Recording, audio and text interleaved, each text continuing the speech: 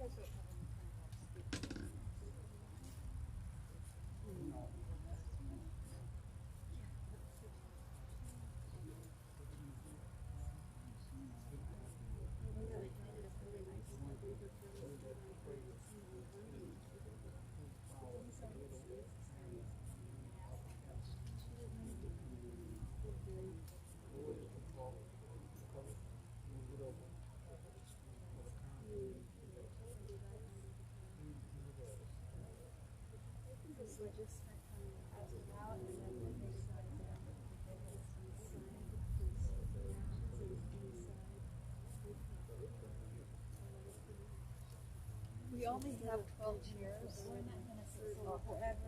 so you can kind of protect them. Jody Pike will need a chair. My friend Ann Lichty, do you remember Ann Geisler? She's got MS.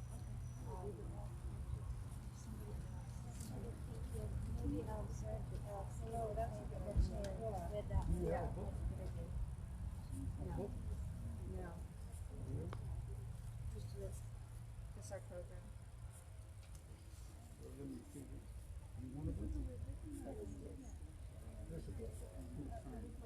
Oh, we need that at the house. Oh, okay. Yes, thank you.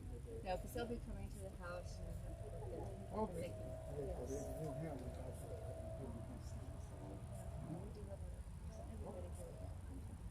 Okay.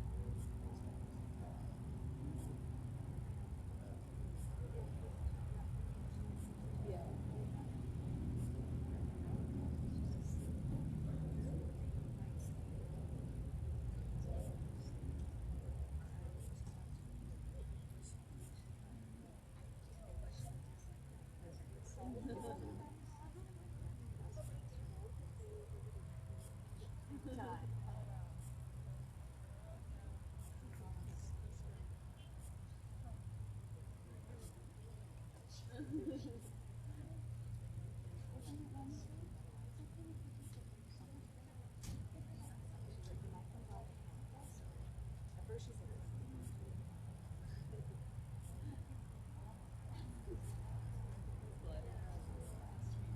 it's just starting off. Oh, good.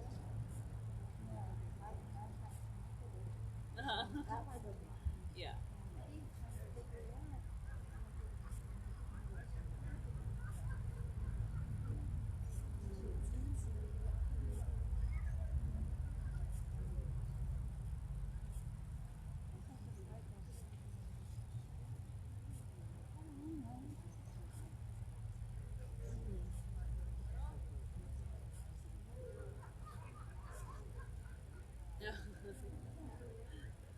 Right? Because I was like, oh,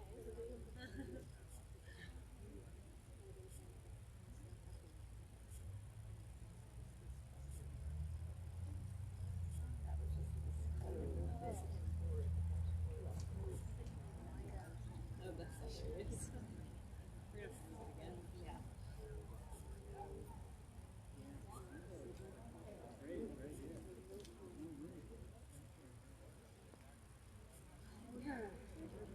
This is your girl.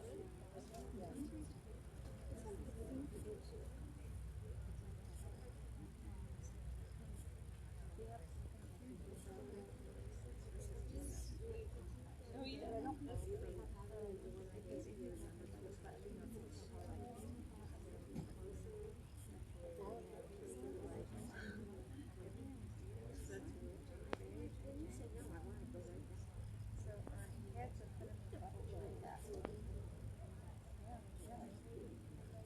Exactly. It's signatures and dated.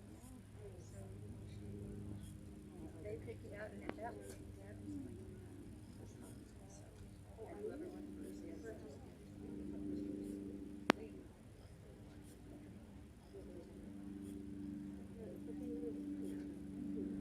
So they just going for here, right?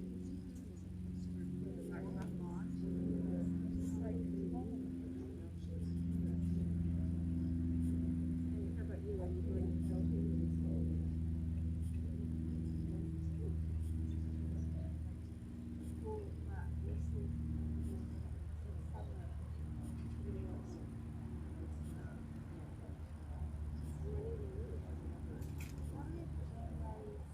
oh, so after the holidays,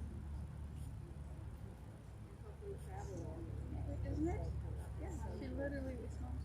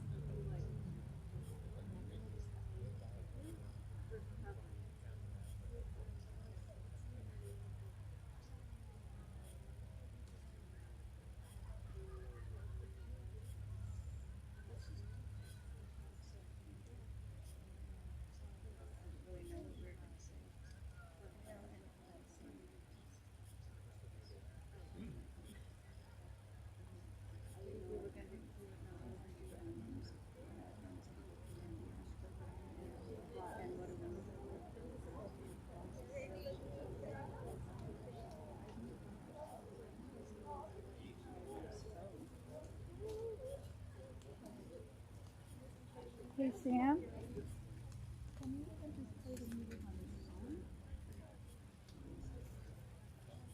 Yeah, I mean, background between. Yeah. Well, it'd be hard to get the times together. I was starting. But let's see what play some music.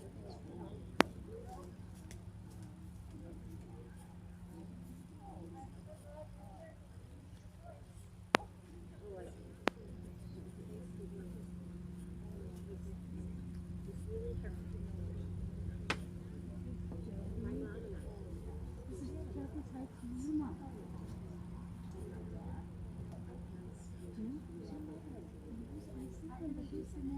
Who's the man next to her? Where's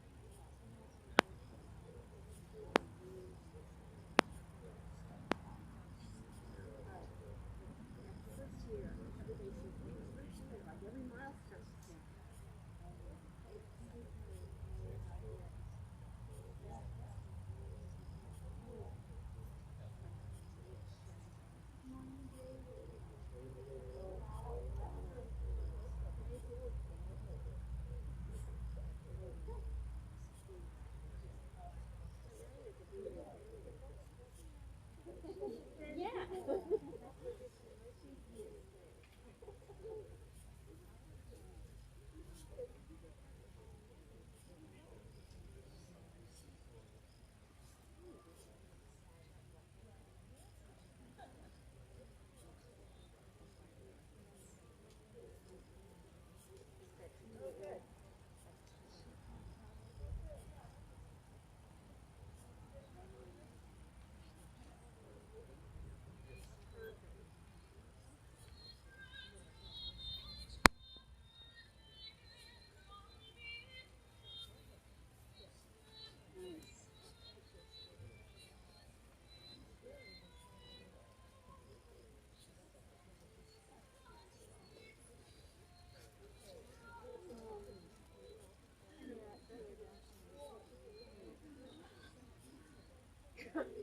Can't go anywhere without it anymore.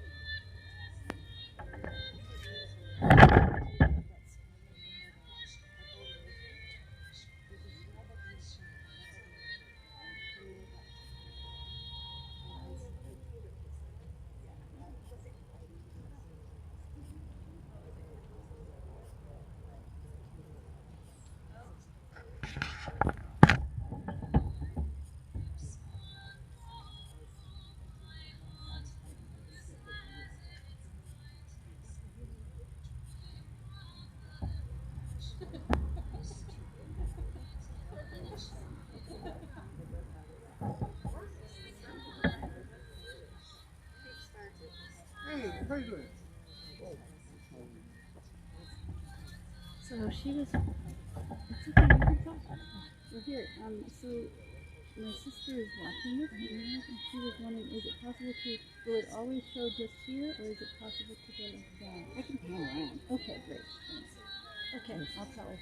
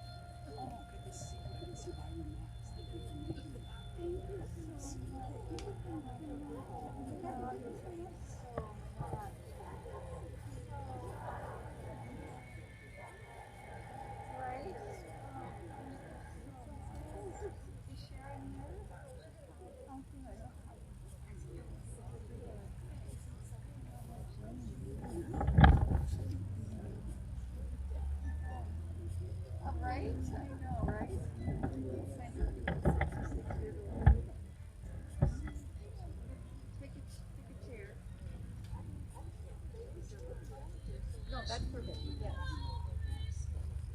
We have some cute nurses. Yeah, Jody does. Well, if you hear anything from yeah, mom.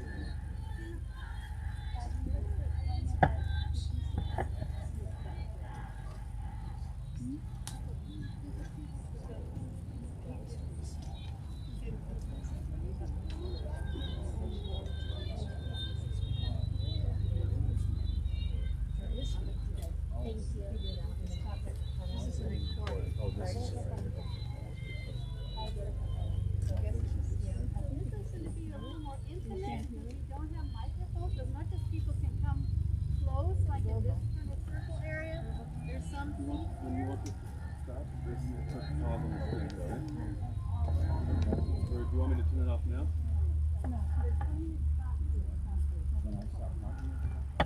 When you're ready to start. Oh, you know, sure.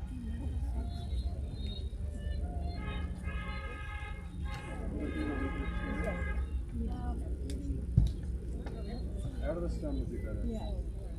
So let's fill up the chairs. Everyone over, I don't know, everyone with a foot problem, hip problem. Yeah, come up. Please go ahead and have a seat. Up in the front row too. We'd love to have Out of the sun. This is going to It's be gonna get hot. informal and intimate. Yes. So, Frank, you just go the long Come on, way. Frank, that's a long haul.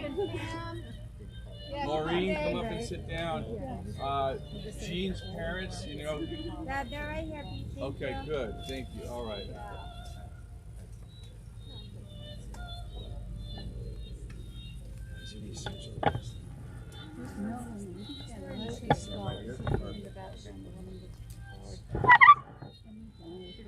Nelson, Elizabeth, it's going to be a little bit of standing. Come on up and sit down.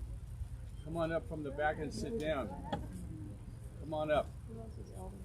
Heidi, come have a seat. It's going to be a bit.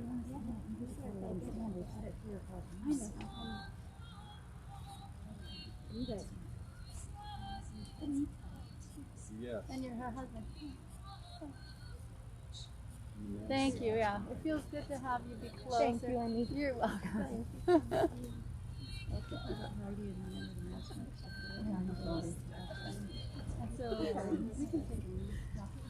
All right. Maureen, come on up. Maureen, Please speak as loudly as you're already Okay, yes. seated. Come on up and sit. Right next to Jody Pike, where you were, and next to Ann.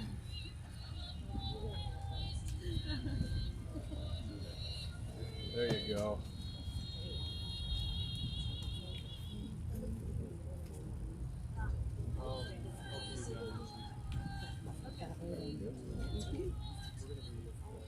All right, well, thanks for making it, everybody. It's a hot day, so no, I'm just saying right here.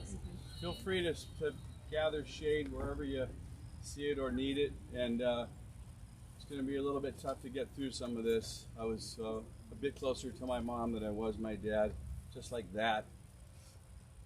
So I'm going to project a little bit for the gathering of the online community. And thank you all so much for making it. It's a Saturday on Thanksgiving weekend, which is a very difficult time to have this. But the whole family came in town for our last holiday at 8/25, which has been very special. And just as special to have you all here on a very difficult day to attend. So thank you for making the effort to come here. It's not discounted. It's so much appreciated on one of the most difficult days to attend a ceremony like this. So I'm going to take us through the obituary. And I'm going to project it a bit, and I may have to stop a little bit here, just hope I don't have tears.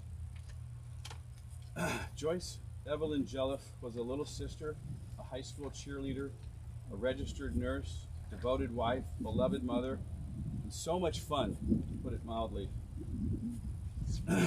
She died after a long bout with Alzheimer's disease on Tuesday, October 26th, at home in Pasadena, where she belonged.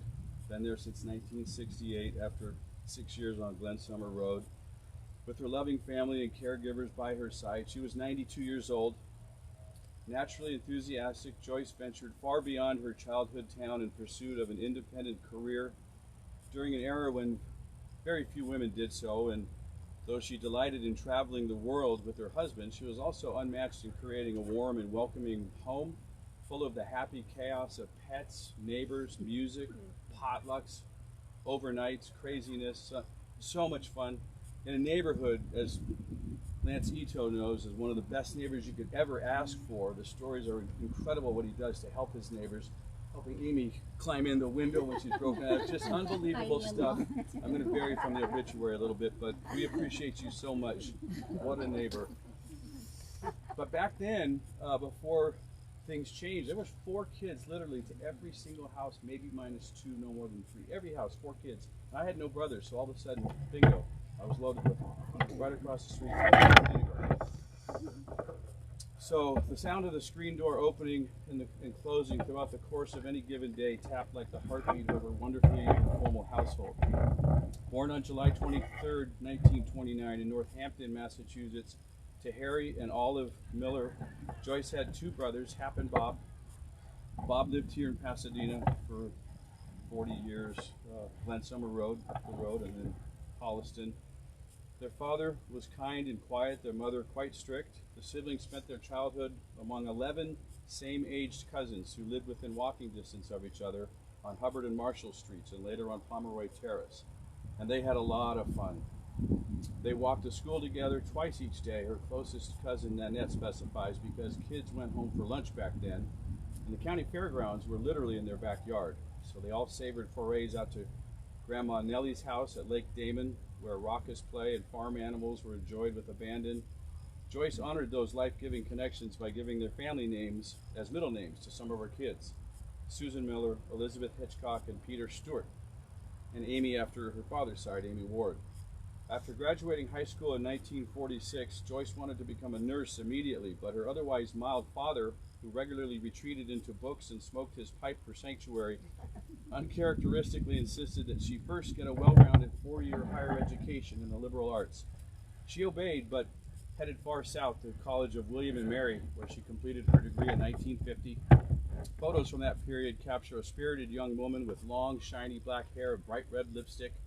She was a natural beauty with a rich and easy laugh and felt electrified by life in New York City, where she moved to attend Columbia University School of Nursing. It was there that she became head nurse in the cardiac unit and met a certain Roger Jelliffe, who had arrived as a young doctor in residency. And there's a story where she actually kind of intercepts him, almost to the point of tackling him in the hallway, dropping her stuff to let him help her pick him up and then sell him on a lunch date. My story from Raj. So, she swore she knew she'd marry him from the very moment she'd laid eyes on him. And they wed in 1954 and eventually made their home and raised 4 children in Pasadena. I appreciated that move to the West Coast. Nothing against Cleveland, but Pasadena is gorgeous. And here we sit at the base of some beautiful mountains that we grew up skiing in. And they loved dancing together, whether jitterbugging in the kitchen or dressed up for Wednesday nights at the Huntington's Green Room. The latter special occasions announced by the jangling of Joyce's charm bracelet and the waft of her Paco Rabanne perfume. This was all written by her sister Betsy, who was really good at details, and I love that. The California neighborhoods at Glen Summer Road and South Madison Avenue would surround Joyce, and sustaining friendships and families became intertwined lifelong. She and Diane Robertson cried together on the front porch when Jack Kennedy was assassinated, and that was right across the street from us. Gene McCarthy and Jody Pike taught us kids how to swim. Joanna Nelson, directly across the street on Madison, booked all family travel. She worked for TWA. It was perfect. She booked our travel for decades and delighted us with her southern twang and direct demeanor.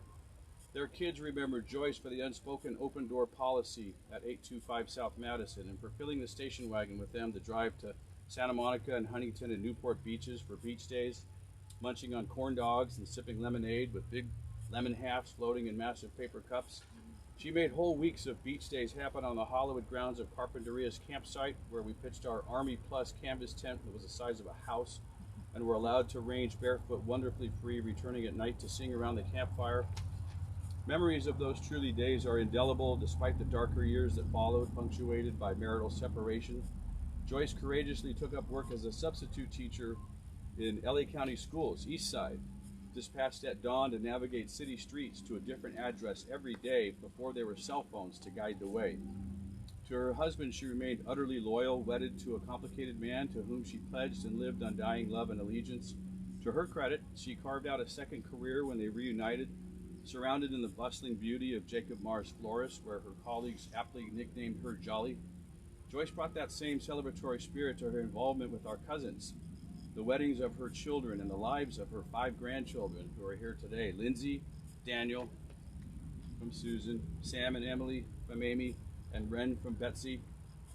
I'm still a work in progress there, but I am engaged to Connie, who's here today. That happened on Thanksgiving evening too, so that was quite a nice last holiday in the house, to her surprise and shock, amongst others. 14 years, I figured I didn't want to be too hasty. So, no surprises is what we've confirmed. Love her to death. She's an angel and as sweet as they come. Roger became more tenderly attentive to Joyce after her diagnosis and provided for her comfort and care to her last breath. It was an era characterized by cozy time piled into their gigantic bed together with beloved dogs. Always had several dogs in the house, never without. The same pooches that they took with them everywhere they went, including to their favorite eating haunts like the Colonial Kitchen and Hamburger Hamlet and the Panda Restaurant, which they loved. Everybody knew them first name and embraced them when they come in. Where they and their ever-present dedicated caregivers, Jean and Elizabeth, who are here today, it's such an amazing job. Here they are, I'm looking around. Here they are, unbelievable. We took a lot of work to get them. Yes, thank you. Took a lot of work to find them. I literally went through 12 nurses to get to them, and each time I had to let one go, Dad would look at me like, you know, why were you? Well, you weren't here today. You didn't see what the mistakes, what they were, the care wasn't there. But these two, we were so lucky to have, to put it so mildly. Thank you, guys. So crucial. True love to my parents, and they became beloved regulars. After Roger's passing last year, Joyce declined significantly, increasingly turned inward in body and spirit. The mercy of home hospice care eased her transition, releasing her into the infinite light. She was a deep well of all that for which we never outgrow our need. We are grateful for her long life and for her liberation now beyond it. Joyce is survived by her 4 children and 5 grandchildren, Susan Jelliffe Malloy, with her daughter Lindsay Claire Malloy and Daniel Russell Malloy, who's also engaged to Maddie right here with a little hat on. Amy Ward Jelliffe, married to Alexis Hubbard Johnson right here. I'm so happy to have you as my brother. Couldn't find a better choice, so I'll just keep it there with the filter back on. I love you so much, Alexis. Their son, Sam Winslow Jelliffe Johnson, Sammy Bones Jones, right there. Emily Kate Jelliffe, I heard you laugh. There you are. I'm sorry. And Dinah is here today. Sam, right next to Sam. And Elizabeth Hitchcock Jelliffe Messinger, whose son Ren Pellissier Jelliffe Messinger can't be here today. They're on the East Coast and had some other things to attend to, and myself, Peter Stewart Jelliffe. So thank you for bearing with me on that, and thank you so much for all being here. It's so much appreciated. And John and Lindsay. John is my nephew, my niece Lindsay's boyfriend, and I hope to goodness they get married because they don't come any better than this guy right here, who takes us kayaking and rafting in the radical Payette River up in central Idaho, where he told us he's never been bounced out of a raft or a kayak before, and tells us that the night before we get there, they doubled the river size. The cubic feet per second had doubled, more than doubled. And he says, don't worry, I've never been bounced out of a raft before. We're good. And then we come around the corner, we reach into the middle, into the main fork, and it's just these huge 8-foot waves where you have to go through 7 of them at a time. And after about the 3rd one, we're all excited because we shouldn't have made it.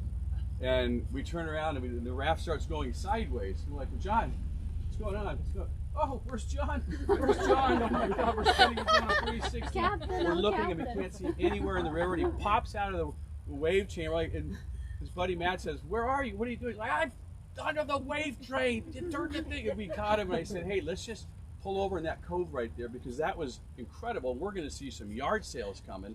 So we just pulled over and watched for about the next hour. And hats and dogs and beers were floating by. And thank you so much for taking me to some of the most intense adventure I've ever seen. Anyway, thanks for all being here. I'll keep it at that. And Patrick, thanks for making it as well.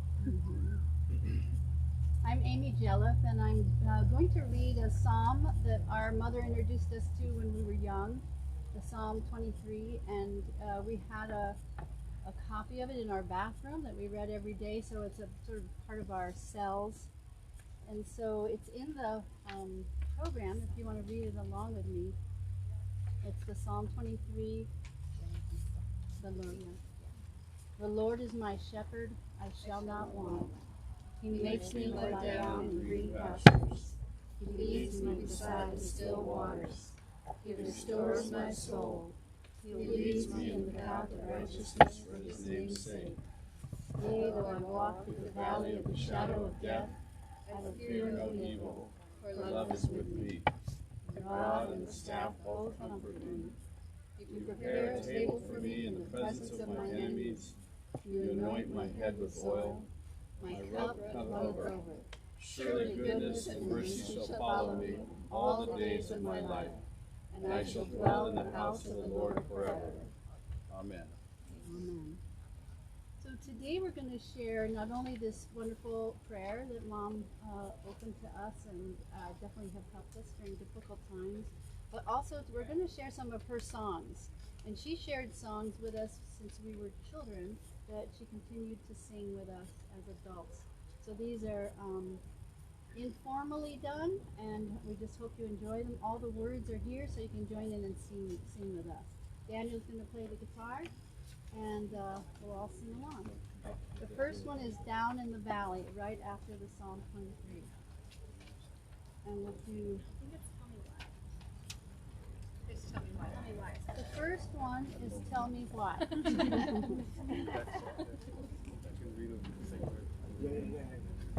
Hey, Dan.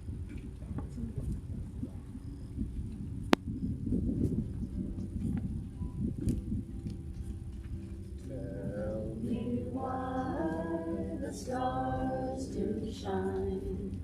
Tell me why the ivy twine. Tell me why the sky is so blue. Then I will tell you just why I love you. Because God made the stars to shine. Because God made the ivy twine.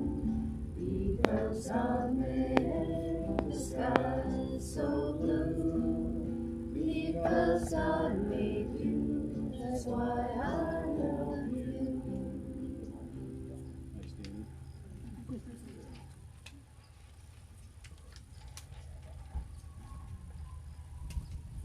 So we're going to share some remembrances. I'll go ahead and start a little bit of my memories of my mother. It's a very interesting time now to have both the active with my father and the active with my mother, that we were able to join together today before coming here. Both of them have died within about a year and a half, so it's been a huge, hugely trying time with both of them in different ways. One in an ICU, my father last June, and then Mom at home with Jean and Elizabeth and family at her side. So they were both beautiful passages, actually, although quite different. They're united here today, and some very special things that were also put in there, as well as some of our favorite pictures of them. So my mother is like this dress. This is her dress, and it's pink, and it's just the colors of love, and that's what my mother was and is in me still. All of us, I think, if there's anything about her that stands out, is her loving eyes, her open heart, her welcoming spirit, and her balance and stability in life, in spite of having 4 children and a husband working around the world and all of that. She just had this equilibrium and this welcoming spirit that always made things okay. At some point, Mom started to develop Alzheimer's, and she was very upset about this because her mother had Alzheimer's as well. And Dad was committed to caring for her, and so were all of we. And no matter where Mom went, Dad pulled up a cot and slept beside her. And the dogs were often welcomed as well. And in the Memory Center at Silverado, there was a piano, and our dogs and my dad, and it was really quite a beautiful way to deal with a very difficult time. But eventually Mom was able to come home on hospice, and because of that, Jean and Elizabeth were brought into our life to help care for her at home. And they never left, and they are like part of our family. They gave her the most tender care and safe care, but also filled the house with friendship for Mom, held her hands, told her, I love you, I love you, I love you. And I think that that's what literally rejuvenated Mom at a time when it was needed. There was someone else who was very rejuvenating to Mom as well, and that's my brother Peter, who, when she came home on hospice, he moved in. And he said, Mom, I'm going to be your coach. I'm going to tickle your feet till you move them, and I'm going to help you sit up till you feel like standing up. And over time, she regained her ability to walk and to sit in a chair and to feed herself and go around the block with us, go out for dinner. She had lost all of those skills, and they all came back with his really, he's an athlete, and so my brother has valued coaching and being coached, and I think that it made a huge difference in our Mom's life, the quality of her life, to be able to move her body again and have her son be right there cheering her on. So that was I think that was about 2008 to 10, and since then her life has been home-based, with visiting with your family, our family, and we're so grateful for the help that she had to make these years so rich. So thank you. Yeah, thank you. Susie, anything you'd like to share? Or do I need to go? Oh, easy. Come on up.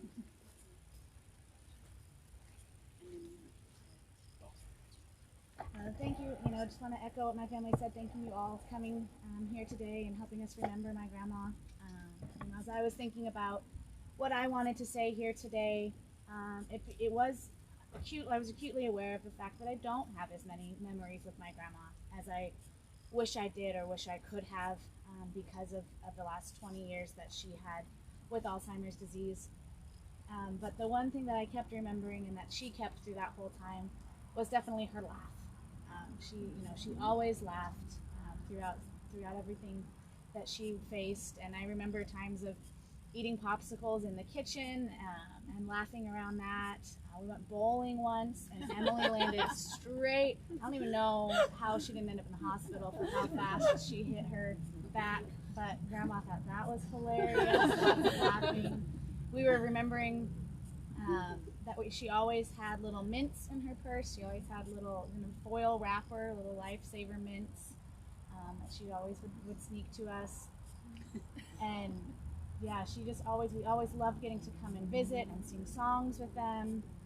And then as she declined into Alzheimer's, that really ended up sparking my first career. I worked for the Alzheimer's Association for 5 years, raising funds and awareness in her honor.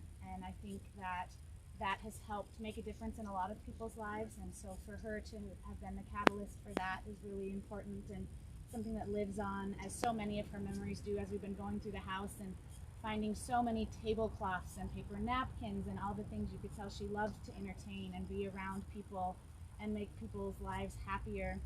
And you can see that in all of her kids as they carry that on as well. I lit the candles because my mom always lit the candles because her mom always lit the candles. And so those sorts of things continue on the traditions that Joyce has instilled in our family. And so I'm just so grateful that everybody can be here to remember the ways that she's impacted your lives as we say goodbye to hers. Good job, Liz. Thank you. Sam? Sam Sam Bones. Johnson?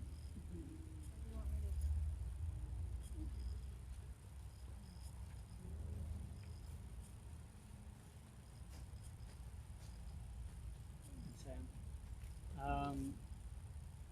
Yeah, I didn't really know what to say.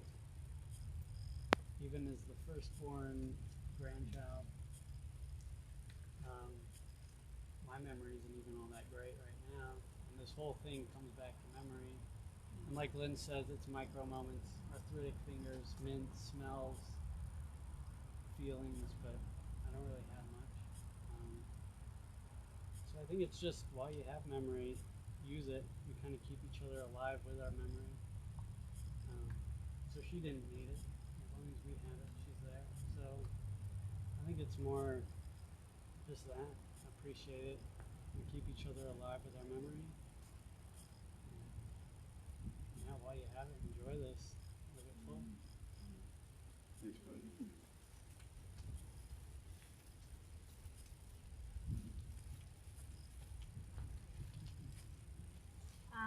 I had to write mine down. I'm Emily Johnson. I'm the daughter of Amy and Alexis. Okay. So Joyce was known to many people as so many different things, but to me and us grandchildren, she was known as Grandma Jolly. And boy, did she live up to that name, Jolly. When reflecting back on times with her, the thing I realized the most that I've taken from her throughout my life without even noticing it was her love of Christmas. I love everything about it, and I always have, and I realize a lot of that came from her. She had this zest for Christmas spirit that I just aspire to. I will always think of her when I wear my festive Christmas jewelry, my light-up necklaces, or hear the little jingle bell bracelets, as well as when I put up my Christmas decor every year, watch the snowman, or listen to a snow globe jingle. Christmases with her in Pasadena will always be some of my favorite in my lifetime. And not just because the epic movie level amounts of presents we got and the overstuffed stockings, which was awesome, but more because everything about the time with her was magical. She is the largest reason that I love Christmas, and I truly believe in like the joy and the magic of the time. I have a funny memory that came to me when I was about 7 years old. We lived in Sholo, Arizona, a really, really small town, and there was this really nice bistro called Annie's, and they had this really nice gift shop, and we were all going in there before lunch, and there was this like really nice nutcracker snow globe, and I had to have it. And so I was like kind of begging for it, and if people knew me as a 7-year-old, I kind of was a little bit naughty when I didn't get something I wanted. My mom said no, it's not happening. And somehow in lunch, I lured my grandma away from the table and coerced her into buying me the snow globe. And my mom realized it and was kind of like trying to be mad, but just kind of knew like, wow, you really worked her. So I think, years and years and years later, it broke in one of our moves, which was a really big bummer. But, the thing I realized was it wasn't really as much about the object itself that I think we both shared. It was the feeling of kind of what Lindsay was talking about, is she made everything special, and she made things like you really celebrate them. And I feel like I love that about her, is she made everything feel special.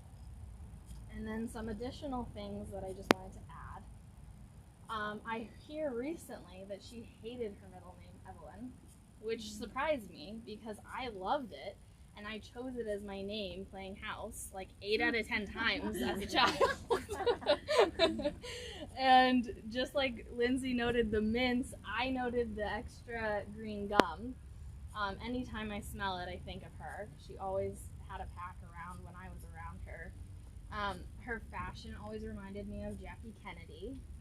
And I first learned how to make a bed properly by her, which then I later learned in nursing school.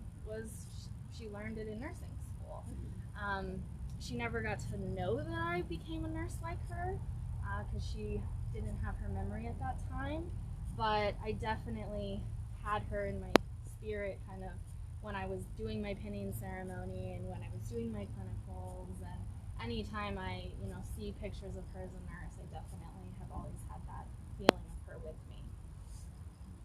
And kind of just to resonate also what Lindsay and Sam were noting, I feel like I lost many, many parts of her, 20 years ago, which is the greater part of my life. But what I realized is she had a very lasting and deep impression on me in those first 10 years of my life. She was exuberant, She was filled with so much life force, clearly. I mean, she lived a really long life. She was filled with joy, kindness, generosity, and love. She was everything I could have asked for in a grandma. Her love was palpable, her laugh was infectious, and her beauty was timeless. Wow. Thank you.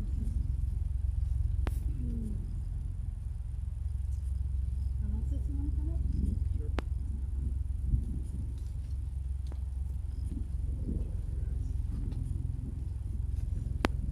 Well, I'm Alexis. I'm the dad of Sam who spoke and Emily, and Amy's husband, with whom she's been with 41 years. And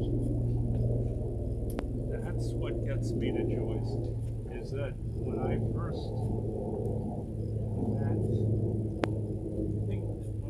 met Amy that first year, we were at Stanford, and we lived in this really kind of scruffy house where you would have socks piled. It would make most of you blanch. The caregivers would wince, and we'd all put on masks, even though there wasn't there. And so there wasn't a mask requirement in those days. And so I look down the stairway from the top floor, and I see Amy coming up, hustling with Roger and with Joyce. And Joyce's face was wide open and smiling. She had the biggest heart, and it was reflected in her face. To my eyes, of course, from roughly what the kids are talking about, I meet her in 1980. It comes all the way up into the first part of the 2000s. And Joyce was as radiant and as alive as can be. And then what we were hearing about today carried forward. But then I look at her and I go, whoa. And I look at Amy and I go, wow, look at these guys. They have this radiance and energy that just comes and keeps coming. And it's actually been coming through Amy with Joyce for much of those years for the last 41. And I feel blessed by that. My view of Joyce is that she was a natural caregiver. She was really, really good at, and likely too good in some ways, but the good was she was good at caring for other people and seeing them and helping them and growing them in ways great and small. We still live it. We're still hearing it today. And my memories are of that with her and her fullness and her life and her ways in being generous and a generous caring. And you know, just because she had a natural kind of giving quality, it doesn't mean it was easy. I think, you know, we look at people, I mean, she's kind of the Willie Mays of care and giving. And people say, oh, well, he does it effortlessly. Maybe it's too easy for you. Well, it's never easy as it looks, but she did it effortlessly and virtually all the time that I ever knew. And her impact is huge. I mean, it's huge here. The kindness grows, the karma of kindness from her. I think that is going to turn for a really long time. That she was a significant part of joining something bigger and doing it again so much as a part of her. But for example, my brother called this morning from Texas, and he said, Alexis, you got to know that Joyce is the first person who got me to wear a suit. I said, how did that happen? And Joyce at the time was working here in Pasadena, and Laird was going to take a job where a suit was going to be required, and he was moving from Hermosa Beach to Texas, and Joyce took him shopping, and he just 4 years ago gave up that suit and those shoes, and he said, boy, she had good taste. They look good, they last forever, and she was part of it. He goes, I'll never forget how she just reached out. And I'll say the same thing. I just got rid of a tie recently that she got me in somewhere in the early 80s. It was this tie, but it became torn and ratty and old. And so I went back and got another one. This is a Joyce kind of tie for me. And she bought me shoes that I have one pair left in the back of the closet, and she got them in 1982, I want to say. So I've been lucky and blessed by that kind of giving in ways literal and not, in ways caring and giving. She sort of had that endless kindness that lives on. And I think you know you've done it right, as some people have said today. Sammy's touched on this, Pete, Amy, everyone touches on the fact that that kindness was so radiant and had such energy that here we are actually for a person who hasn't really lived in the interactive presence of us, caregivers accepted, but you know, for those of us who come in and out of town, she hasn't been there with that same kind of energy that we're hearing about, but she was there and present.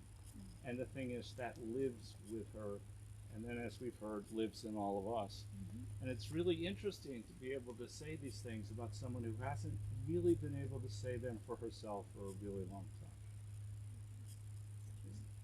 Nicely done, Alexis. Good job, Art.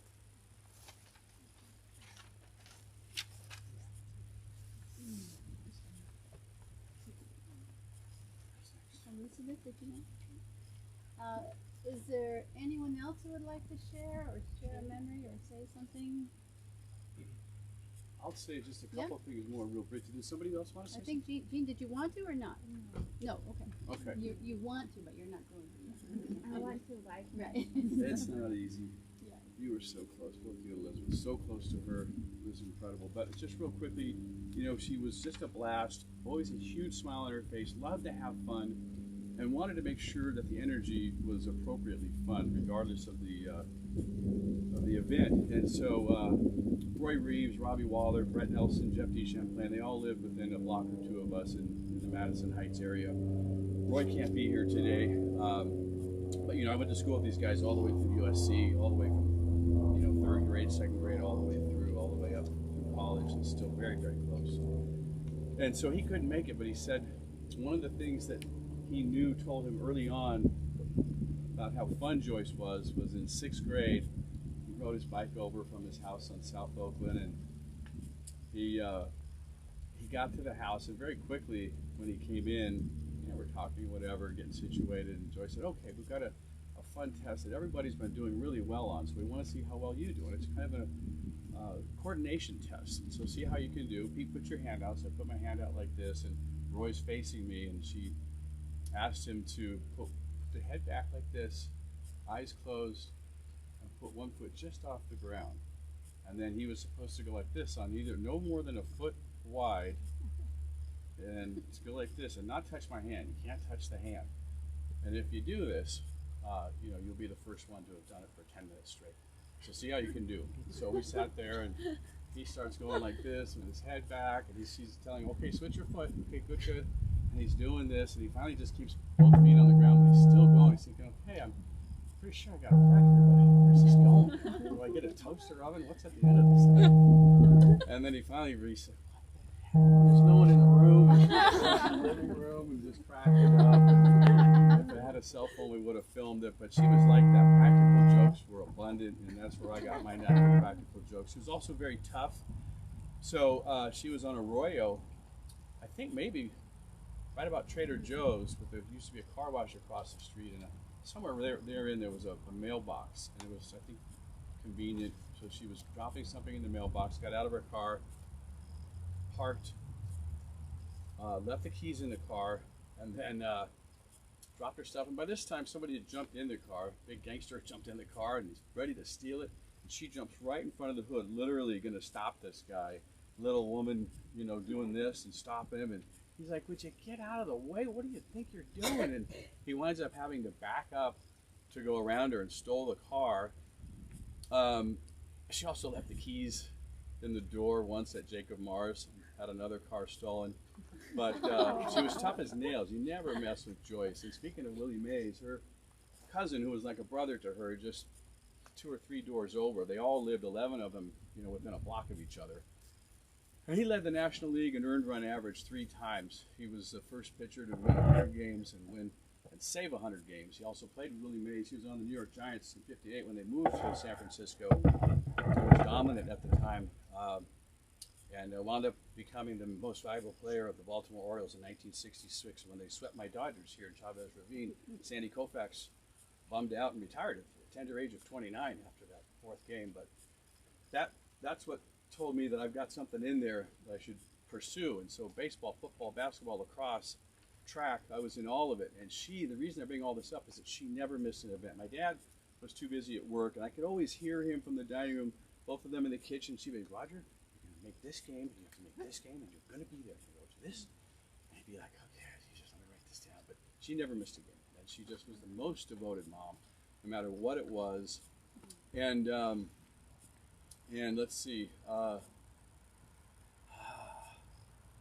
just a bunch of fun. I know there's a couple things I wanted to share, but I'm just going to leave it at that for now. And Susan. Oh, I think we do the song next. Okay, song next. Down in the valley. Oh, and Heidi and your husband, our neighbors as well. Thank you so much for making it and all the help you've provided to Amy. And I'll spare us all the details, but she's been such a critical part of the hospice. She lost her mom right before we did, so she'd just been through that whole equation of events and was so helpful to us sequentially moving forward. And so thank you for being here, but for all that you've done to get us to this point. So sweet. Down in the Valley with Daniel Malloy. And the words are in your, right underneath the Psalm 23 in your program.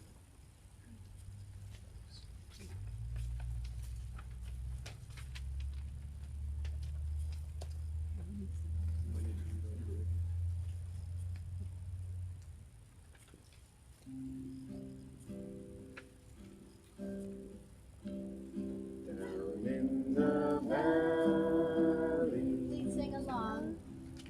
The valley so low, hang your head over, hear the wind blow, hear the wind blow, dear, hear the wind blow. Your head over, hear the wind blow. Roses love sunshine, violets love dew, angels in heaven know I love you. Know I love you, dear. Know I love you. Angels in heaven know I love you.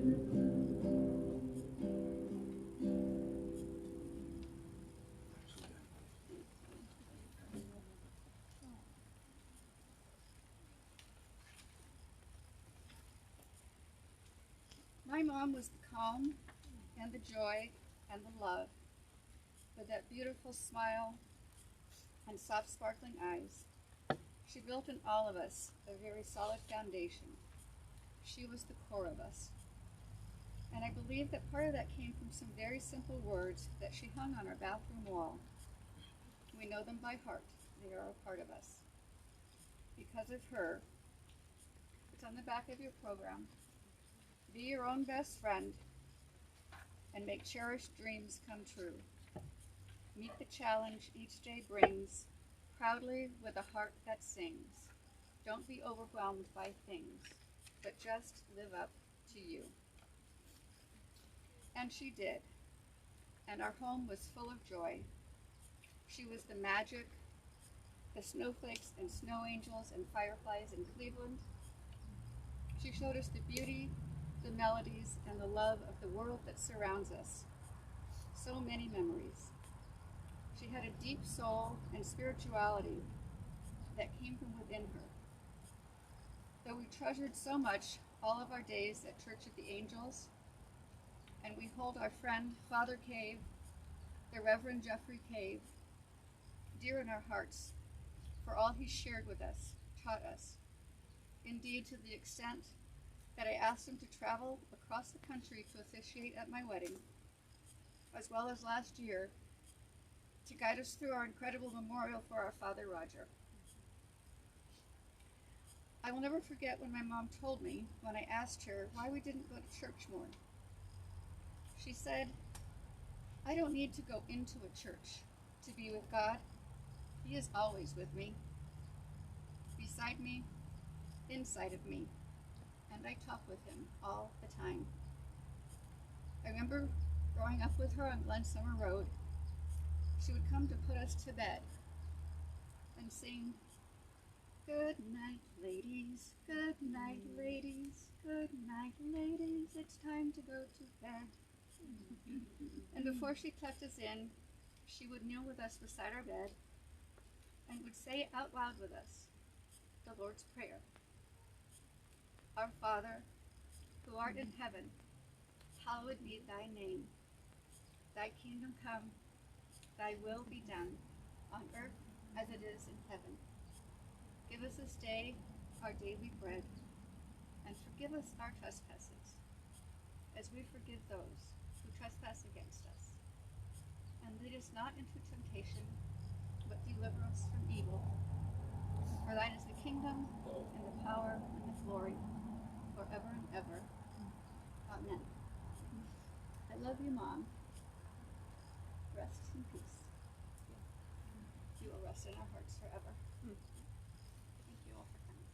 Lastly, Brett Nelson and Vivian Nelson, thanks for making it. Neighbors directly across the street, 830 South Madison. I had 3 older sisters. I was the youngest boy. There were 3 older brothers and 1 young girl, so it was a perfect match. I had 3 brothers right across the street. Thanks for making it, you guys.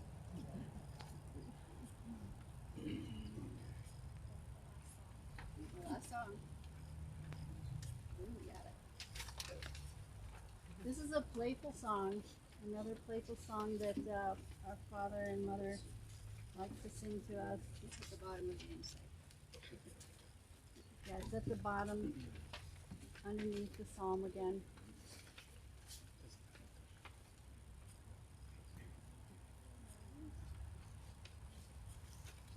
Oh yeah, so we're gonna try and do this as a round style, as Amy just said. So I don't know if you just mentioned this. I forgot to mention that. But yeah. We're going to go 2 times through all normal, and then 2 times through as a round.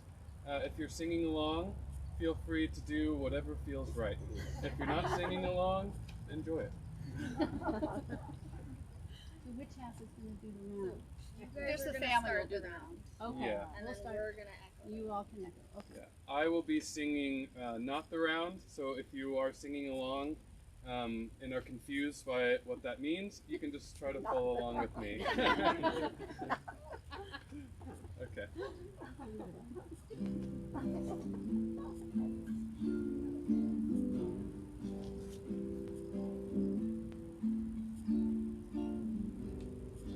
I love the mountains, I love the rolling hills, I love the flowers, I love the daffodils, I love the fireside when all the lights are low. Boom de yada, boom de yada, boom de yada, boom de yada. I love the mountains, I love the rolling hills, I love the flowers, I love the daffodils, I love the fireside when all the lights are low.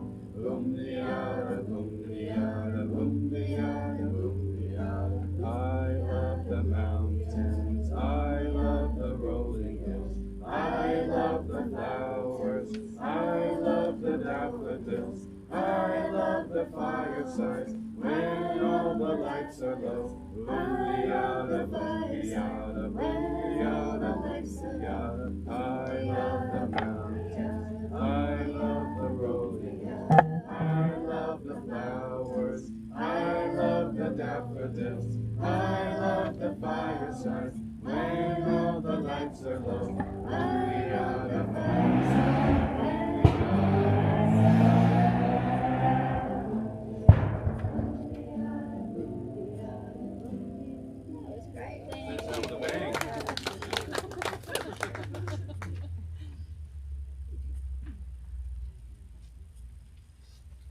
Okay, so thanks for sticking out this warm afternoon, and thank you so much again for coming. We know what it means on this day, very difficult day, redundantly, but we'd love for you all of us to meet at 825 South Madison for some refreshments and out of the shade and some more stories. And anybody who wants to speak there, just we love anything to hear about Joyce because they just don't come any better. We're so lucky to have her. We're also going to have a memory book at the front door.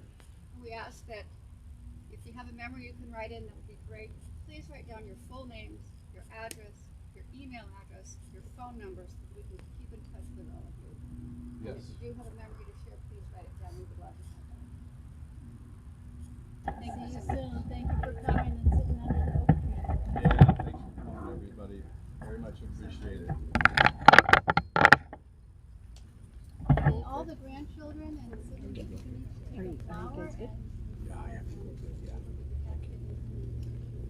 This now concludes our live stream. Thank you for joining us here.